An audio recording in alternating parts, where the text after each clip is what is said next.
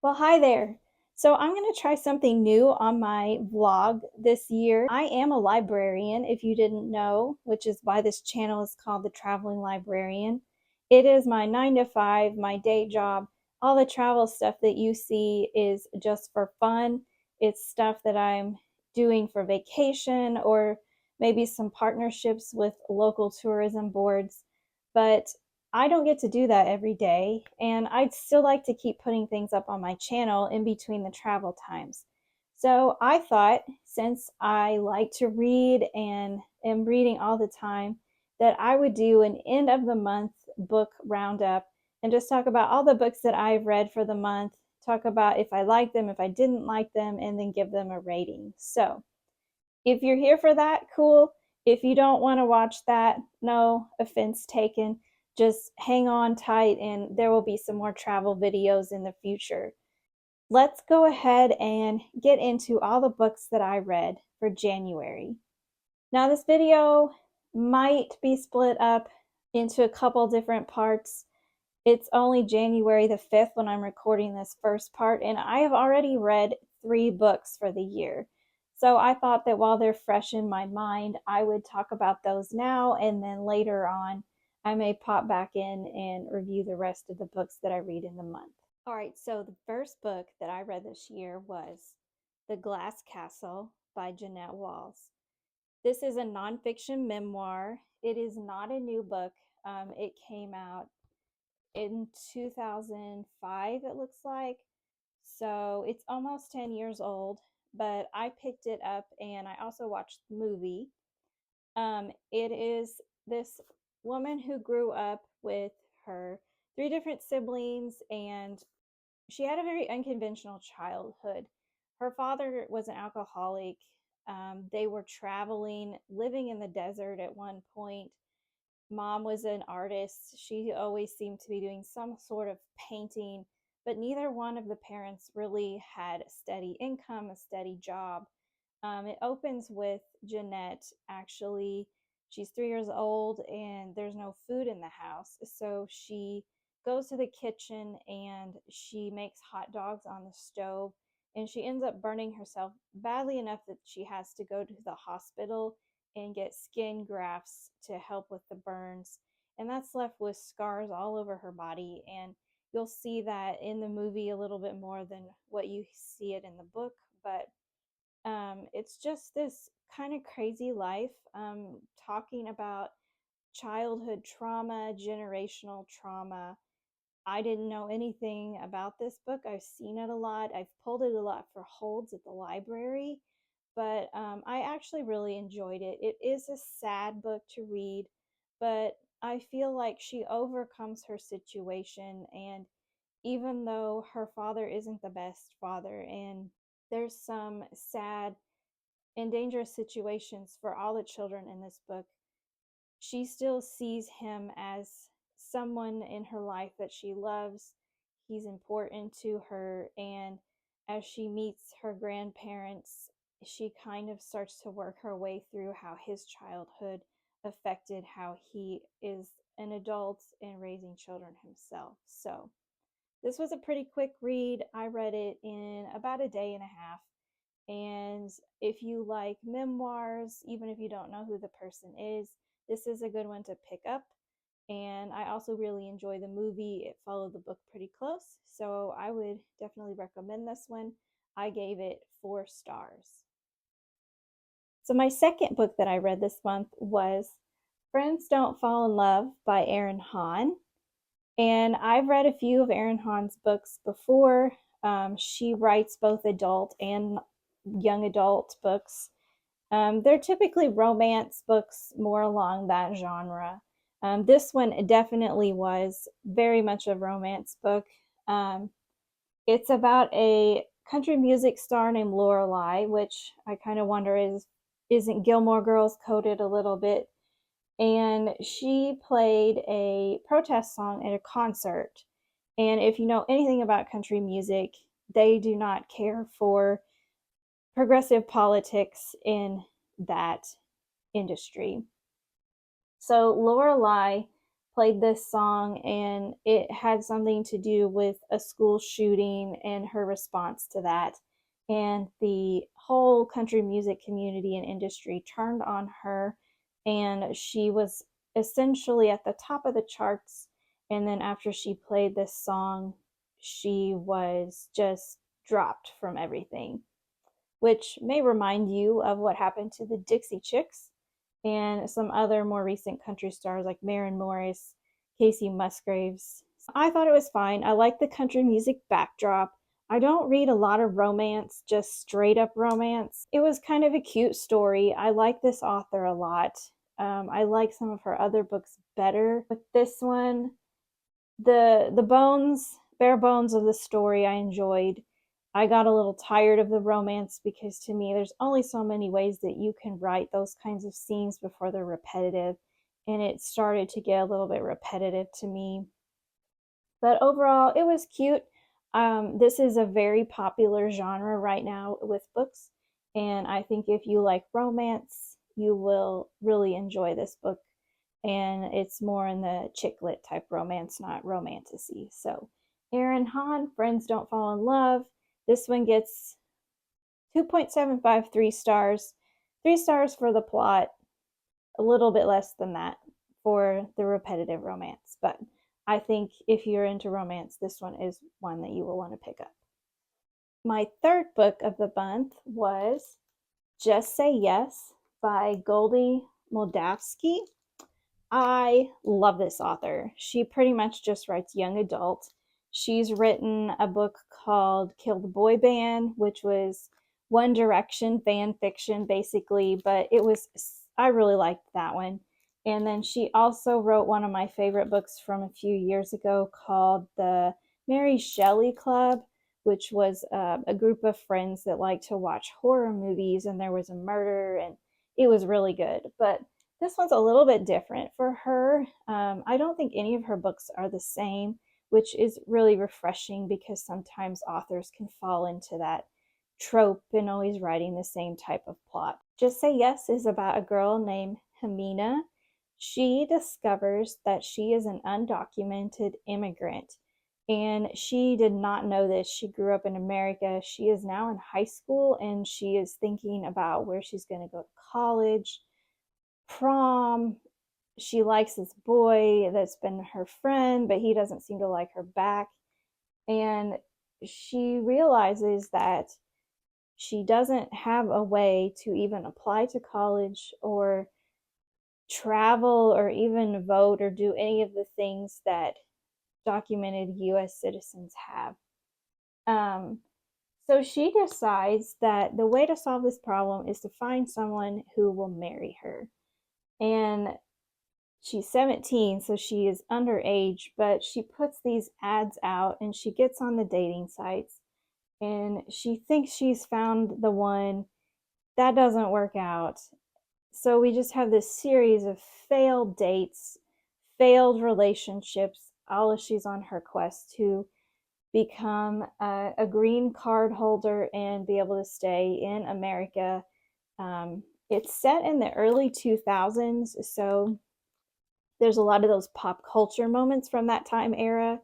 That was when I was at the end of high school entering into college, so that's really fun to have all those songs and just some of those pop culture things in that storyline. Also during that time, the Dream Act was being considered, so that comes into play here, and there's a lot of dialogue about what that will look like for her if it passes, and maybe she won't have to find someone to marry after all. But this was really cute. It is a serious topic, but I feel like it's a more lighthearted take on things. And it just kind of makes you think a little bit about what it might feel like for someone in that situation from a different culture and who lives in America, but that is all they know. I gave this one 3 stars. I love this author, and I believe that she has another book coming out this year, so I can't wait to pick that one up and read it. Now we've got a string of thrillers, so I guess I was on a thriller kick this month, but the first one is the newest release from Ashley Flowers. It's called The Missing Half. And if you don't know who Ashley Flowers is, she is the podcast host of Crime Junkie, and she is actually an Indiana-based podcaster, and this is her second novel. They're definitely crime-type thriller books, and she sets her books in Indiana, so those are always kind of fun to have that setting since I'm also in Indiana and live here. She does have a co-writer. Her co-writer's name is Alex Keister, and I don't really feel like that is well known. I believe that this author also helped her write her first book, but it feels like her name is very small on the cover. So I don't know how much of this was Ashley and how much of it was Alex, but the the book was definitely co-written with another author. But as you can see, Ashley has the big billing on the book and will be the one that goes out and does the book tour.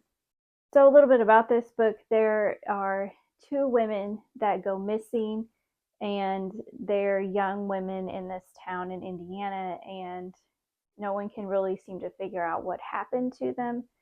So a number of years go by, and the two sisters of the women decide to start to try to solve the case. Now, they think that they're related in some way, and that the evidence and details of the day that both the women went missing link up somehow, and possibly they even knew each other. So this book takes you through their timeline of meeting and looking into the disappearance of their sisters, and there's a few different persons of interest and some sketchy people that they uncover that could possibly have led to these women either being murdered or just disappearing without a trace. So this book doesn't come out until May. I got an advance copy. Thank you to NetGalley for that.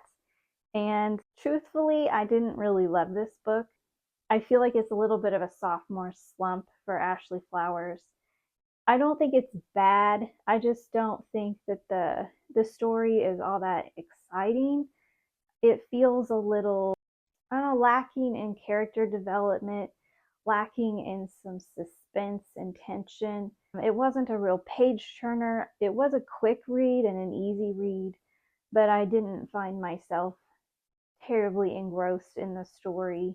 I mean, I did want to know what happened at the end, but I felt like overall it was a little bit underwhelming for me as a reader. I just don't think that this book is her best work.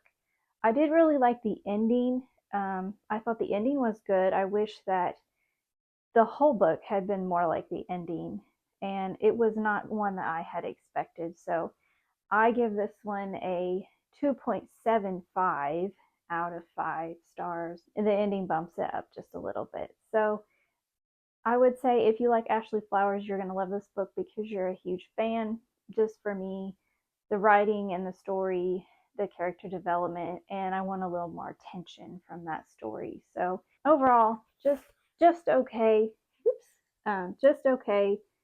Probably not one that I would recommend unless you're just a big fan of Ashley Flowers. My second suspense book that I read this month in January was Like Mother, Like Daughter, and it's by Kimberly McCreight. I read almost all of her books. I think there might only be a young adult series that I didn't continue, but I always pick up her standalone mystery novels.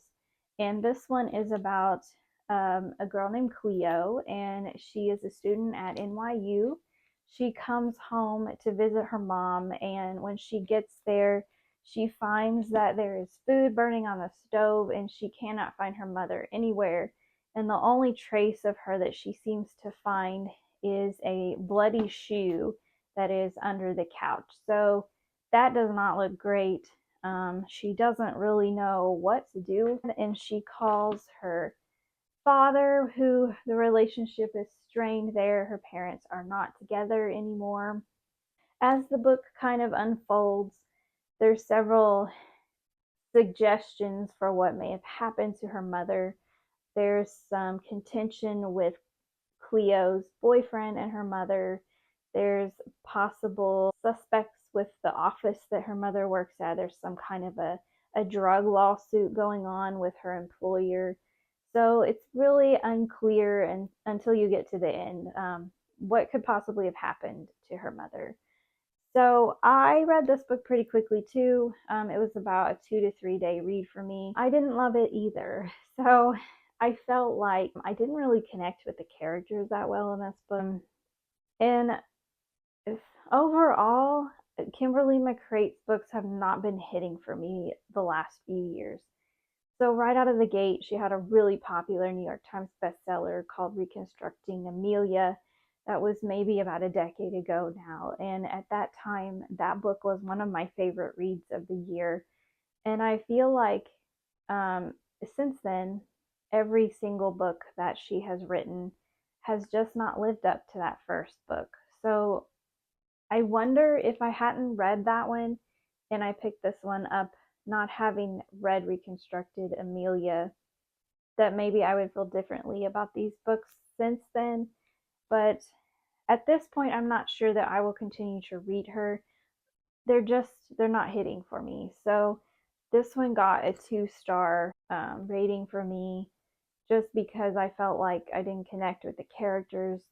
I didn't really like the plot that much. It wasn't that engaging, and it wasn't that suspenseful. So a little bit of a disappointment from an author that I did used to really like, and maybe am gonna decide I don't want to read any of her books going forward. And then my final thriller of the month is House of Glass by Sarah Pekkanen. I don't know if I'm saying that right, but that is my attempt at how you say her name. This was fantastic. It takes those other thrillers and really makes them forgettable that I read this month. And I liked this one so much because you just didn't know like who did it. So it starts off with the murder of a nanny, and there's this high power couple and their daughter is a suspect. The husband's a suspect, the wife is a suspect because the husband and the nanny were having an affair, and the grandmother is a suspect. And everything about these people is very weird. So the title's House of Glass. Nothing in their house is made of glass anymore. They've replaced windows with plexiglass. The mirrors have all been changed to some sort of plastic type material. None of the cups or the china in the house is glassware. Everything with the glass has been removed. And the woman that is our main character that is investigating this, her name is Stella, and she had an incident when she was a child very similar to the incident in this book where someone that she loved was murdered and she found them. So she's assessing the little girl whose name is Rose, trying to decide if Rose should be with one parent or the other as they're in this divorce. And she's just uncovering some really unsettling things about Rose. Find out that she's been kicked out of all of the schools that she's attended. She seems to like to take sharp objects and hide them in her room, which makes Stella think that she could possibly have harmed Nanny that was killed. So there's just all of this going on, and then Stella starts getting strange phone calls, much like the woman who died did before her death. So then she thinks she's the target, and maybe that she isn't safe as well. So I read through this one in less than 24 hours. It was very engrossing, very much a gripping thriller for me. I enjoyed it quite a bit, so much so that I'm giving it 4 stars, which is very high for me because typically I only rate things around 3 stars, and it has to be excellent if it's 4, and then above and beyond is a 5, and I do not hand those out very frequently. So this is a great thriller. I've read some of the books that she's co-authored with, I can't remember the person's name, Bree or something, I think, maybe. But I've read a few of those, and they were excellent as well. So really enjoyed this one, probably one of my favorites of the month. My only nonfiction read of the month was the autobiography of the lead singer of Sum 41. If you are a millennial like me, you definitely remember this band. They were a huge punk pop band in the late 90s, early 2000s. A Warped Tour staple, and one that I saw at Warped Tour. I thought they put on a really great show. So I was excited to pick up Deryck Whibley's autobiography. I learned a lot of really interesting things that I did not know about him. His mother was a teen mom. She had him very young and actually dropped out of high school to raise him. And they didn't have much growing up. In fact, they moved about 19 times, he said in this book, before he was age 18. So he had kind of a hard start in life. Some of the men that she married and dated were abusive to him, and that kind of influenced how he became an adult and that baggage that he carried into adulthood. But this talks pretty much his whole life from his perspective, and you see like your typical rock star behavior once the band gets big.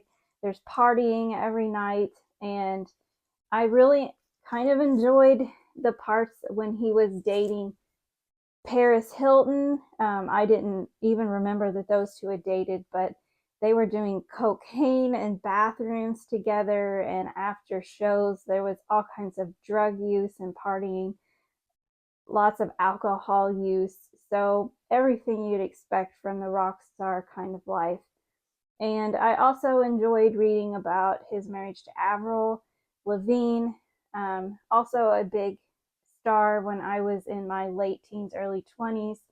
They weren't married very long, but it was kind of that pop punk princess marrying the pop punk rock star and marriage made in heaven. But honestly, he thinks pretty highly of Avril and even thanks her in his book. So even though their marriage didn't last, they seem to still be friends, which is kind of nice to see because that doesn't always happen, especially in a celebrity marriage. If you like reading autobiographies, biographies, I think this is one that you would enjoy if you're a millennial like me.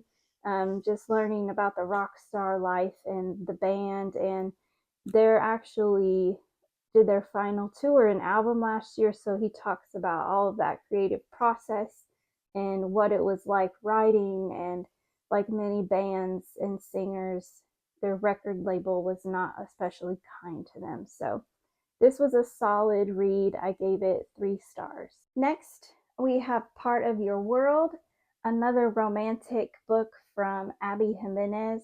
And I enjoyed the book I read by her so much that I decided I was going to pick this one up too. They're actually kind of part of a series. The characters overlap, although you don't really need to read them in order to understand what's going on from one book to the next. So I picked up book 3 first, and then I decided to start with this one, which is book 1. And this is about a character named Alexis. She is a very successful doctor. She comes from a family of doctors, very prestigious in the hospital that she works in. And she takes a trip to a little town out in the country, a few hours away from where she lives, and finds herself off the road and in a ditch. And along comes this guy that pulls her out of the ditch, and they have a spark of romance and chemistry. She discovers that he is 10 years younger than her, which she doesn't think is going to mean that it'll be a lasting relationship. And plus, he doesn't do anything that she thinks her parents would approve of. He runs a bed and breakfast that was in the family, and her parents have very high standards and think that that is probably just not good enough work for her. Plus, she has an ex-husband who's squatting in her house and he won't leave. So there's all these things going on in this book. Everything is against this couple, and for a while it doesn't look like they're going to make it. So I don't want to spoil the ending. If you like romantic comedies, chick lit, you'll really enjoy this book, and just read it to see what happens yourself. And finally, my last book that I read this month was The Blue Hour by Paula Hawkins. You might remember her from Girl on the Train. It was a really popular book several years ago, got made into a movie starring Emily Blunt. And I haven't really enjoyed anything else since that book by this author, and this one was no exception. So it has a really interesting sounding plot. There's a art exhibit that comes to this museum, and the curator is getting ready to put it out on display when they discover that there's human bone that is ground up in the art pieces. So there's a big scandal over that because that is just a no-no. We don't know where this bone came from. And he decides that he's going to go and try to figure out who this person could be, if it's real human. And he goes to this little island where the artist used to live. She is deceased, but her husband had gone missing. And there's all of this speculation that it's potentially his bone in the painting. But now there's a person, an elderly lady named Grace, who lives on this island, and he is there trying to figure out what happened to the husband of the artist, if the painting actually has some pieces of human bone in it. Honestly, I feel like the plot sounds a lot better than how the book was executed to me. I didn't really care for the characters that much, and I found myself kind of bored with the story. The blurb says that it's similar to a Shirley Jackson novel. That's the person who wrote The Haunting of Hill House, which was turned into a really good Netflix series. I haven't read the book, so I can't really tell you if they compare, but it's kind of got maybe more of a classic mystery type, not so much like thrillers that are more modern day, but more an old style of writing. It just really didn't connect that well with me, and the ending is kind of ambiguous, which sometimes works, but having not really enjoyed much of the book up until that point, I didn't really care for that either. So it wasn't poorly written. I just personally didn't care for it. So with that in mind, this one got 2 stars from me, and I probably won't continue to read any of her books just because I seem to be striking out ever since The Girl on the Train. So I would love to know what you read this month. I don't think I'm going to get anything else done before the end of January. We're coming up just with a few days left in the month. So I will be back next month to talk to you all about my February reads. But I will list all of these down in the description in case you want to go find them at the library or buy them if any of them sounded interesting to you. So I hope that you liked this little monthly recap. This is something new for my channel, but since I'm a librarian and like to read and want to keep putting out content in between my travels, I thought this might be a fun way to do that. Let me know what your favorite books were this month, and thank you for watching. See you in February.